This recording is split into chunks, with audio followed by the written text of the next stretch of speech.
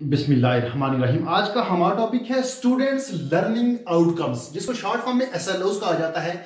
इसकी एक शॉर्ट सी डेफिनेशन है, learning outcomes are the statements that describe the knowledge और skills of students should acquire by the end of particular statements, particular assignments, classes, course और program।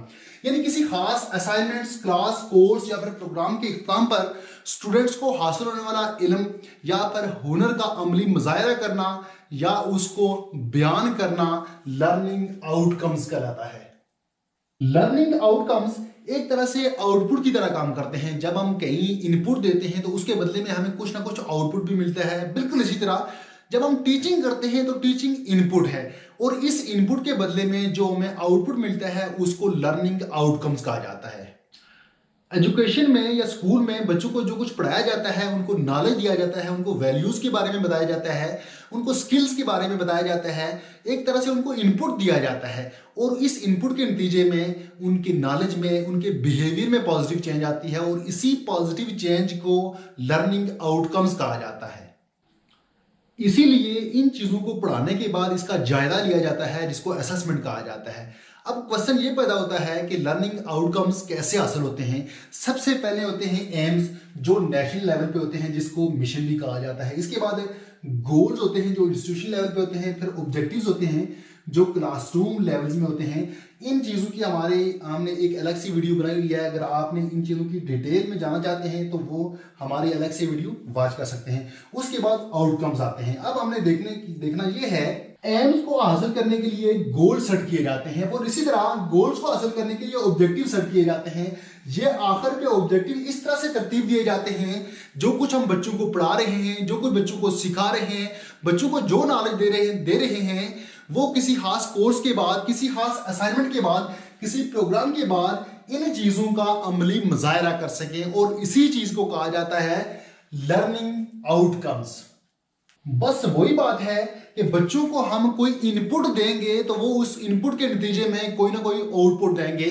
जैसे हम बच्चों को इनपुट नॉलेज देंगे तो उसके बदले में वो कोई अपना एक्शन करेंगे। इसी तरह हम बच्चों को स्किल्स के बारे में बताएंगे तो वो उसका अमली मुजाहिरा करेंगे, डिमॉन्स्ट्रेशन होगी उनकी। उसके बाद हम एटीट्यूड के बारे में बताएंगे तो एटीट्यूड के बारे में जब उनको बताएंगे तो उनका बिहेवियर चेंज होगा, उनका रवैया बदल जाएगा। इन्हीं चीजों को कहा जाता है, इन्हीं आउटपुट्स को कहा जाता है SLOs, स्टूडेंट्स लर्निंग आउटकम्स। इसके बाद हमारा दूसरा क्वेश्चन है how to write SLOs, how to write students learning outcomes. पहली बात यह कि लर्निंग आउटकम्स को लिखते हुए आपको एक्शन वर्ब्स याद रखने होते हैं। एक्शन वर्ब्स कौन से होते हैं? वॉक, चलना भी एक एक्शन है, ये एक्शन वर्ब है। रन, दौड़ना भी एक एक्शन है। डिस्क्राइब यानी बयान करना भी एक एक्शन है। डिलीवर यानी कोई चीज डिलीवर करना भी एक एक्शन है। एक्शन वर्ब के बाद आपको पता होगा, आपने पढ़ा होगा ब्लूम टेक्सोनोमी के बारे में। इसकी 3 डोमेन्स होती हैं, कॉग्निटिव, अफेक्टिव और psychomotor domain.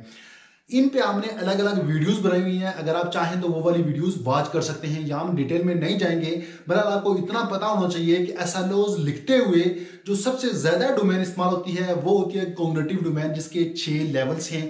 3 level lower order में है और 3 लेवल हायर ऑर्डर में है। यहाँ हम इसकी डिटेल में नहीं जाएंगे। आगे चलते हैं कि इसको कैसे लिखा जाता है। राइट इन 4 स्टेप्स। SLOs 4 स्टेप्स में लिखे जाते हैं। जो पहला स्टेप है उसको कहा जाता है स्टेम। स्टेम में क्या होता है? स्टेम कहते हैं तना, जड़ को कहा जाता है। यानी कि तो वो दरख्त का जो तना होता है, इसमें असल चीज बताई जाती है कि हमने स्टूडेंट्स क्या कर रहे हैं, क्या करने वाले हैं। After this lesson students will be able to, उसके बाद हम स्टॉप हो जाएंगे। इसी तरह यहाँ पर by the end of this lesson students will be able to, यहां स्टॉप हो जाएंगे। उसके बाद दूसरा इसका स्टेप शुरू होगा। दूसरे स्टेप में क्या होता है? एक्शन वर्ब्स होते हैं। एक्शन वर्ब में क्या? डिस्क्राइब, प्रेजेंट, राइट, ये सारे एक्शन वर्ब हैं। हम कोई भी यहां लिख सकते हैं, वो अपने SLOs के मुताबिक यहां एडजस्ट करेंगे। उसके बाद नंबर 3 पे क्या है? लर्निंग है। स्टूडेंट्स ने क्या लर्न किया, यानी उस लेसन के बाद स्टूडेंट्स ने जो लर्न किया वो यहां लिखेंगे। क्या लर्न किया?